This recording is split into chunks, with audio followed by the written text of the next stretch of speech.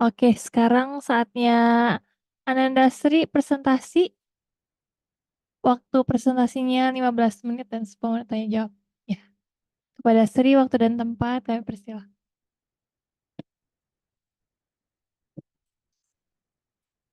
Assalamualaikum warahmatullahi wabarakatuh. Waalaikumsalam warahmatullahi. Terima kasih kepada Bapak Hendra sebagai pembimbing dan Ibu Mariam dan Pak Yusuf sebagai wali kelas. Lalu ada orang tua saya yang sudah hadir dan juga ada Bu Puspita. Di kali ini saya akan mempresentasikan tentang Revolusi Prancis sebagai topik KS saya. Ya Allah. Nah, ada beberapa penyebab dari terjadinya revolusi Prancis. Yang pertama ada kesenjangan sosial, di mana para bangsawan itu sangat sangat semena-mena gitu kepada para rakyat, di mana para rakyat itu harus membayarkan pajak-pajak mereka, sementara bangsawannya itu kayak hidup kayak mewah dan nyantai-nyantai aja gitu. Lalu yang kedua ada kegagalan reformasi. Nah, ini di mana eh apa ya? Sistem Aufklärungnya itu belum terlalu apa ditegakkan gitu. Jadi reformasinya itu gagal. Lalu yang selanjutnya ada sistem monarki yang tidak mampu beradaptasi, di mana pada saat itu Raja Louis ke-16 itu sangat eh apa ya, pengen jadi penguasa gitu, satu-satunya penguasa. Lalu ada krisis ekonomi, di mana pada saat itu Prancis itu membantu peperangan Amerika, namun Amerika kalah, jadi dia itu mengalami kemunduran ekonomi. Lalu yang terakhir ada pengaruh pencerahan. Eh, Nah, ini ada beberapa kasta pada saat itu. Yang pertama ada rohaniawan atau first estate. Yang kedua ada bangsawan, di mana yang nama lainnya itu adalah second estate. Yang ketiga adalah rakyat atau third estate. Nah, pergabungan dari ketiga kasta ini disebut general estate. Fotonya bagus kan? Ini sangat mewakili gitu. Ini ada rakyat, lalu di sini ada bangsawan dan ada rohaniawan gitu. Nah, ada beberapa tokoh yang saya ambil. Yang pertama ada Napoleon Bonaparte, ada Marie Antoinette, dan ada Louis ke-16. Jadi Louis ke-16 ini adalah raja pada saat itu, namun dia dinilai tidak cakap memimpin. Lalu ada Marie Antoinette yang tidak adil dan sangat membela bangsawan. Lalu ada Napoleon Bonaparte sebagai kayak yang lumayan memajukan Prancis lah pada saat itu. Nah, ini itu ada semboyan.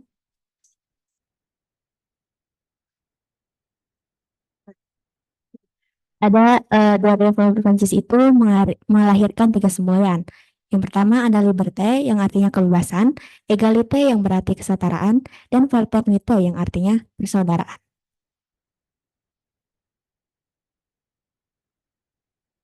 Nah, kita mulai ya. Yang yang saya mau menjelaskan garis waktunya dulu. Dari tahun 1787 hingga 1789 ada pemberontakan aristokrat. Lalu 1789 banyak peristiwa yang terjadi. Di tahun yang sama ada rezim baru. Lalu 1792 ada masa Republik dan 1799 berganti menjadi masa Napoleon.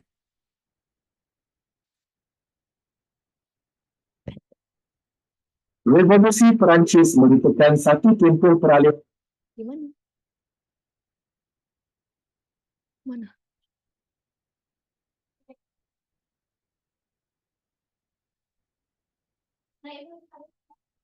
Mana? Nah, ya, gitu. Nah, ini kurang lebih visualnya yang terjadi pada masa Revolusi Prancis. Pokoknya aku tuh kayak kayak kesel gitu ngelihat tentara-tentara bangsawan pada masa itu. Kayak berseragam tapi kayak sikapnya begitu gitu. Gak suka aku, ya nggak?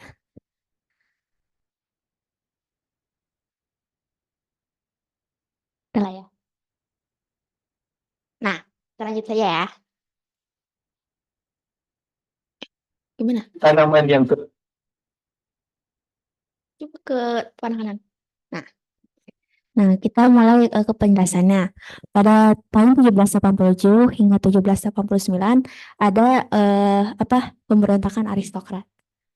Nah, pemberontakan aristokrat ini dimulai dengan Charles Alexander de Coligny yang mengusulkan reformasi. Namun mengusulkan reformasi dengan menghilangkan defisit anggaran. Jadi para bangsawan itu juga diharuskan membayar pajak. Namun usulnya ini ditolak oleh General Estate dan Raja Louis ke-16 juga menolak. Ya, gitu.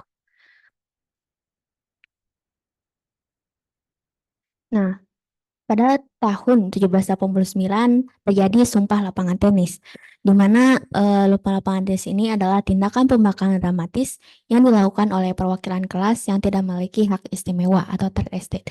Jadi mereka para rakyat itu bersumpah untuk tidak akan bubar sebelum si Raja Louis ke-16 itu menyetujui undang-undang dasar Prancis yang baru gitu. Lalu pada tahun yang sama ada pengepungan penjara Bastille, di mana ini itu terjadi karena ketakutan massa bahwa Raja Louis ke-16 akan menangkap Majelis Nasional. Lalu akhirnya rakyat mengepung Bastille yang adalah sebuah benteng tua yang telah digunakan sejak tahun 1659. Nah, 1792 ada pembentukan republik, di mana ini dibentuk pada tanggal 21 September tahun 1792. Namun pada saat itu, sebelum dibentuk itu, rakyat menyerbu istana dan menangkap keluarga raja. Lalu Majelis Nasional Konstitusi bubar dan diganti dengan konvensi nasional. Nah, kita nonton dulu aja. Gitu aja. Nah, ini pembunuhan Martin Scorsese. Kayak ya Guillotine.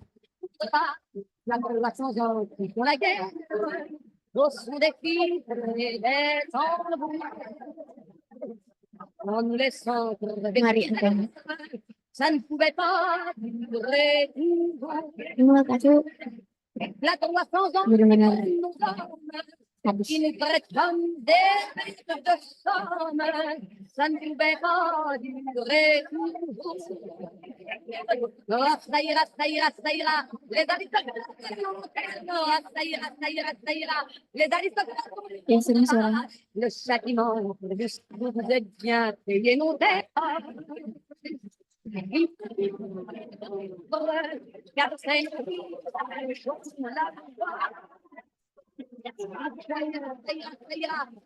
Saya lihat di sini kalau rakyat tuh sangat sangat setuju gitu kalau si Marie Antoinette ini dihilangkan nyawanya gitu. Nah, gitu. Nah, kematian Marie Antoinette ini menandai berakhirnya monarki lama Prancis. Lalu, setelah berakhirnya monarki, ada masa Napoleon yang terbentuk mulai dari tahun 1799. Pada saat itu, Napoleon menggulingkan direktori dan mendirikan konsulat. Lalu, Napoleon mengubah dirinya menjadi kaisar Prancis pada tahun 1804. Nah, pada tahun 1815 itu kemunduran Napoleon, di mana ia memiliki banyak kegagalan akibat banyak kekalahan dalam pertempuran. Akhirnya Napoleon dikalahkan oleh koalisi negara-negara Eropa pada saat itu, dan ia juga kalah dalam pertempuran Waterloo. Lalu Napoleon dibuang ke Pulau Saint Helena. Nah, ada beberapa dampak dari revolusi Prancis ini. Yang pertama ada dampak politik, di mana revolusi ini melahirkan konsep republik, demokrasi, nasionalisme, dan hak asasi manusia yang menjadi inspirasi untuk negara lain. Yang kedua ada dampak budaya, di mana revolusi Prancis mempromosikan nilai-nilai pencerahan yang menekankan rasionalitas, ilmu pengetahuan, dan kemajuan. Lalu sosial. Revolusi ini menghapuskan seluruh kasta dan memberikan kesempatan bagi kaum borjuis untuk naik kelas dan mendominasi perekonomian. Nah, ini ada lagu dulu ya, guys ya. Tidak. Nah, ini ada lagu apa? Lagu kebangsaan Prancis.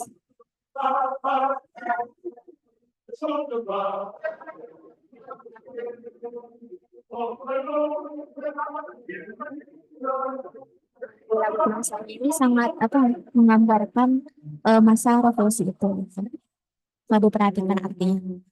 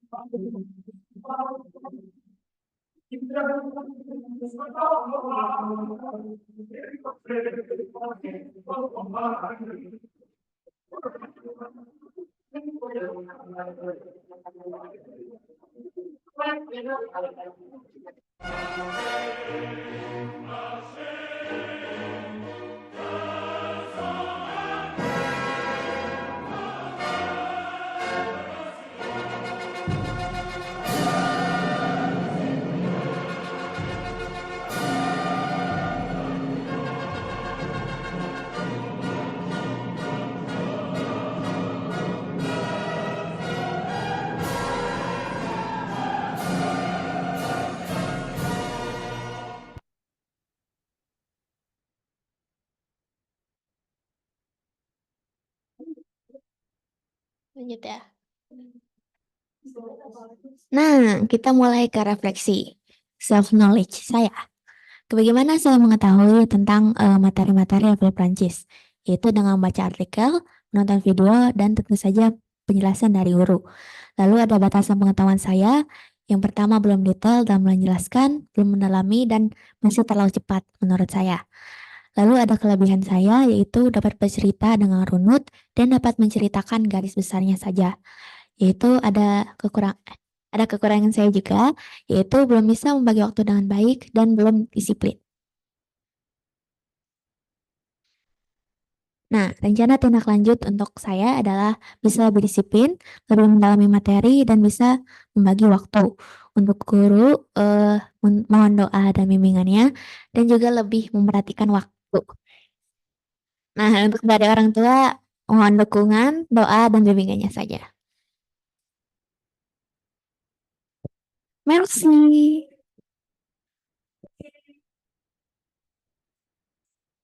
Oke, terima kasih Sri atas presentasinya. Kemudian kita langsung masuk ke sesi tanya jawab oleh pembimbing dulu. Ada Bapak Hendra di sini. Bapak Hendra dipersilakan.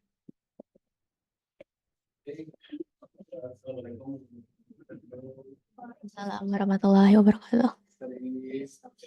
Itu presentasi ya. Akan lebih menarik lagi sebenarnya kalau video pemenggalan dari itu di awal. Waduh.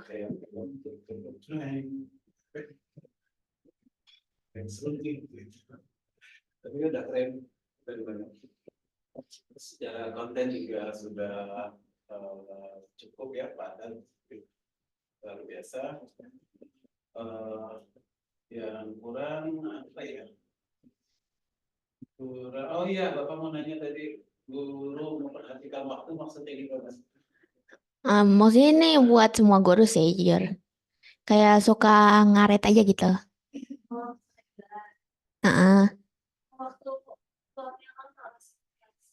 Itu juga. Secara konten ya, revolusi Prancis itu kalau memang dalam sejarah Eropa itu sangat-sangat apa namanya, sebuah peristiwa yang sangat merubah Eropa. Sebenarnya tidak sesederhana apa yang ditulis di sejarah itu, di belakang itu banyak sekali peran-peran dari para bankir, orang perbankan di Prancis yang memang ingin mengambil alih kekuasaan dari Prancis. Jadi nggak murni, sebenarnya nggak murni dari rakyat juga. Dalam sebuah revolusi pasti ada penyertaan dananya, ada ideolognya gitu ya, yang biasanya bekerja di belakang layar. Jadi kalau suatu saat nanti sering ingin melakukan korupsi, minimal perhatikan 3 hal. Yang pertama ideologinya, ideologi. Yang kedua penyandang dananya, dan yang ketiga hubungan besar. Ini bakal mengajarkan melakukan revolusi. Oke. Terus pertanyaan berikutnya adalah Maria Antoinette dan siapa namanya Louis ke-16 itu setelah dipenggal itu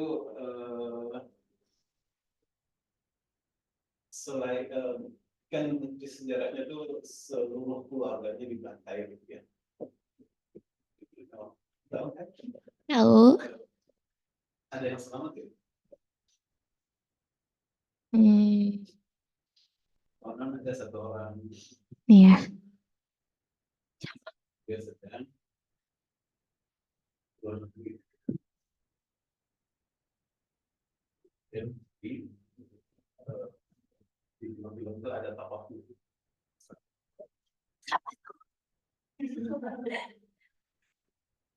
Terus ceritanya begini sebetulnya, setelah dipenggal dan istilah itu mereka dimakamkan dan dihinakan gitu ya, makamkannya kepala itu taruh di kakinya terus dikumpulkan di belakang sebuah gereja kecil gitu ya. Jadi kan sejarah berlanjut, kemudian Napoleon naik tahta, dan Napoleon pun akhirnya digulingkan, diasingkan. Nah setelah Napoleon selesai masa Napoleon sebenarnya Prancis kembali lagi ke sistem monarki, berkuasa lagi tuh Raja Louis ke-17 dan kemudian ke-18. Nah pada Raja Louis ke-18 itulah digali lagi kuburan Maria Antoinette dan kemudian dimakamkan secara terhormat di Katedral Basilika Saint Louis. Basilika yang terkenal sekali di Prancis, besar sekali, indah sekali. Basilika itu kayak semacam katedral. Kemudian dimakamkan secara terhormat, kemudian ditaruh di atas. Jadi sekarang yang terkenal tempat di Prancis itu di Basilika itu dan di Istana Versailles. Istana Versailles itu ada ruang khusus buat Maria Antoinette dan ada juga ruang khusus raja. Sementara raja dan Maria Antoinette itu berbeda ruangannya. Saat sedikit sempat datangnya sahabat. Amin. Oke, kasih serius. Tapi fun fact ya, katanya si Marie Antoinette itu lesbi tau. Iya, lesbi. Gosip Maria Antoinette. Bilang lesbi dan bilang incest gitu. Itu dia menawi. Terus sebelum dia dipenggal tuh katanya, pokoknya apa, biarkan mereka makan kuenya gitu. Itu tuh. Iya nggak? Tapi ada peristiwa lucu nih, ketika dia dipenggal, dia naikkan tuh ke tempat pemenggalan, nggak sengaja injek kaki ujungnya. Waduh. Kemudian kata-kata terakhir itu, maaf saya tidak sengaja. Tapi ada juga sindrom Marie Antoinette, di mana kalau misalnya rambut kita tuh apa jadi putih, itu katanya kan waktu apa sih sebelum banget dia dipenggal kan jadi putih kan? Sebelum dia itu. Waktu di gitu kan kepalanya udah putih gitu. Itu di sini harus lebih. Dan memotong sebelumnya agak pendek ketika dibuka. Tadi panjang. Dia jalannya lama tuh, setahunan 2 tahun ya. Jadi nggak langsung. Jadi peristiwa awal dia ditangkap itu ketika pokoknya ada jeda setahun lah sebelum dibuka seluruh keluarga kerajaan. Di penjara itu sempat menyingkir rambutnya dan memotong. entah banyak tuduhan. Salah satu tuduhan yang paling dia bantah adalah tuduhan yang mengatakan itu incest dengan putranya. Oke, terima kasih Pak. Baik, terima kasih Pak Hendra atas pertanyaan dan masukannya. Selanjutnya kita ke Bu Ita. Untuk Bu Ita, waktu dan tempat kami persilahkan. Ya, bismillahirrahmanirrahim. Assalamualaikum warahmatullahi wabarakatuh. Waalaikumsalam warahmatullahi wabarakatuh. Sri surprise ya milih profesi Prancis. Kirain mau milih itu biologi, pelajaran ibunya. Ini ibu ingin bertanya, mengapa Sri memilih revolusi Prancis? Dari semua revolusi-revolusi yang ada, mengapa Sri itu memilih revolusi Prancis? Karena revolusi Prancis itu menurut saya paling menarik gitu. Dan karena mungkin kalau revolusi Amerika itu udah pernah saya dengar gitu, tapi kalau revolusi Prancis itu belum saya belum nempel gitu di kepala tuh. Jadi pengen saya gali lebih dalam. Iya. Yang paling menarik dari peristiwa revolusi Prancis itu apa bagi Sri? Menarik. Apa ya? Yang paling menarik dari revolusi Prancis yang menggugah Sri untuk lebih mempelajari lebih dalam, ingin menelusuri itu yang mananya, bagian yang mananya?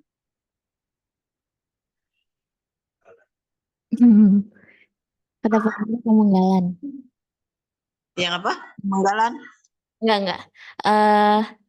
Paling kayak mungkin krisis di sosialnya gitu. Itu sangat Iya. menarik bagi saya. Kayak kok ya masa sebegitu berkuasanya gitu sampai bisa menggulingkan raja juga gitu. Iya. Karena memang pada waktu itu masyarakat itu sudah begitu merasa terjalimi gitu ya, sehingga mereka tuh sudah berani mati gitu ya. Apapun yang terjadi, pokoknya mereka bergerak gitu ya. Nah, kan revolusi Prancis itu sebenarnya menjadi peristiwa yang ada peristiwanya yang begitu mengerikannya gitu ya, ada guletinnya, ada pemenggalannya gitu. Dan itu yang sering diini oleh orang-orang. Tapi ada satu tadi Sri itu bercerita bahwa Marie Antoinette itu dia tidak adil gitu ya. Dia tidak adil, lebih membela bangsawan gitu ketimbang rakyat. Maksudnya apa itu Sri? Ada kan usul yang aristokrat tadi itu kan Louis ke-16 juga tidak setuju, lalu si Marie Antoinette itu selalu kayak mendukung si Louis ini juga gitu. Jadi rakyatnya menderita, dia malah hidup mewah-mewahan gitu, tapi pajaknya tuh dibayar sama rakyat gitu. Iya. Iya, katanya itu kalau dia sarapan makan saja, katanya itu meja makannya itu penuh dengan makanan ya. Tapi dia hanya mencicipi sedikit gitu ya. Jadi memang hidupnya tuh sangat berlebih-lebihan gitu. Nah, tokoh siapa yang paling Sri sukai dari Revolusi Prancis?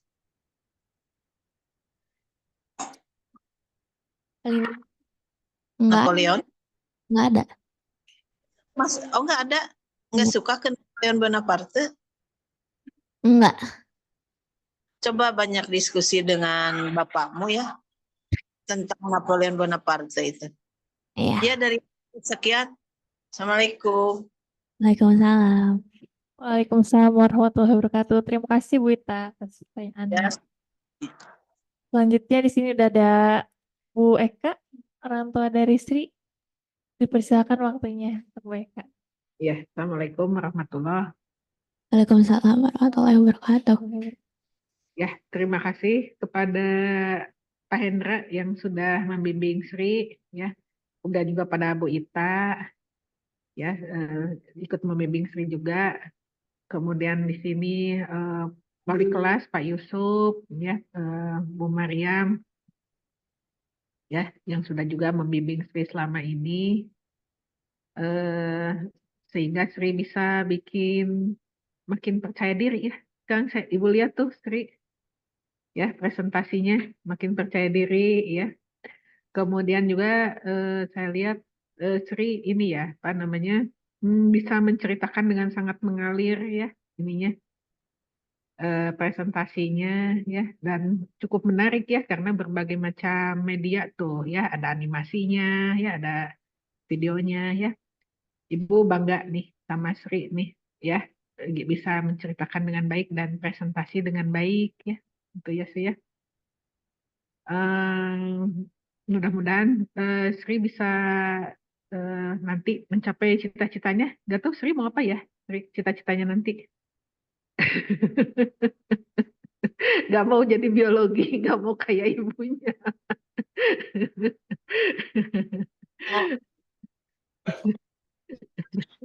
Saya mau biologi.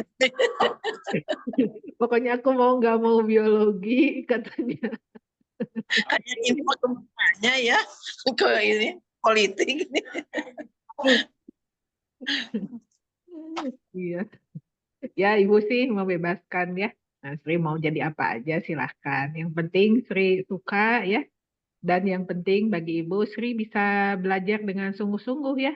Belajar itu nggak bisa setengah-setengah ya, Sri ya, gitu ya. Apa Hmm. yang Sri suka, perdalam gitu ya. Belajar sampai ke ujung ya. Karena kalau kita belajar sampai ke ujung ya, nanti kita akan mendapatkan banyak hal ya, Sri ya, sesuatu yang mungkin kita tidak bayangkan gitu. Tapi kalau belajarnya setengah-setengah gitu ya, kemudian sudah merasa puas gitu ya dengan belajar setengah-setengah itu, Sri nggak akan dapat apa-apa gitu ya. Iya. Nah, jadi Sri lebih giat lagi belajar, coba cari ya apa yang paling Sri senang, apa yang paling mudah dimudahkan buat Sri gitu ya. Dan itu perdalam ya. Di sini di Al-Kausar ini banyak sekali ahli-ahlinya ya, Sri ya. Ya, banyak. Ya, jadi Sri tinggal pilih aja ya siapa gurunya yang Sri suka untuk bisa memperdalam apa yang Sri suka. Ya, Iya. ya Sri ya. Selamat ya. Kalau Ibu dan Bapak selalu mendukung Sri. Ya, tinggal Sri-nya sekarang mah Hmm. ya. Ya, gitu aja ya. Terima kasih semuanya. Assalamualaikum warahmatullahi. Sukses ya Sri ya. Amin. Amin. Terima kasih Bu Eka, Bu Ita, dan Pak Hendra. Mungkin karena keterbatasan waktu, kita akhiri saja. Sudah bagus ya Sri presentasinya. Banyak medianya itu benar sangat menarik ya, apalagi buat yang baru mengetahui tentang revolusi Prancis. Gitu. Semangat terus ke depannya. Ya. Silahkan ditutup. Ya, oke. Oke. Ya, terima kasih kepada para guru dan orang tua yang sudah membimbing saya. Mohon maaf masih banyak apa ya kesalahan di materi yang saya sampaikan. Assalamualaikum warahmatullahi wabarakatuh. Waalaikumsalam.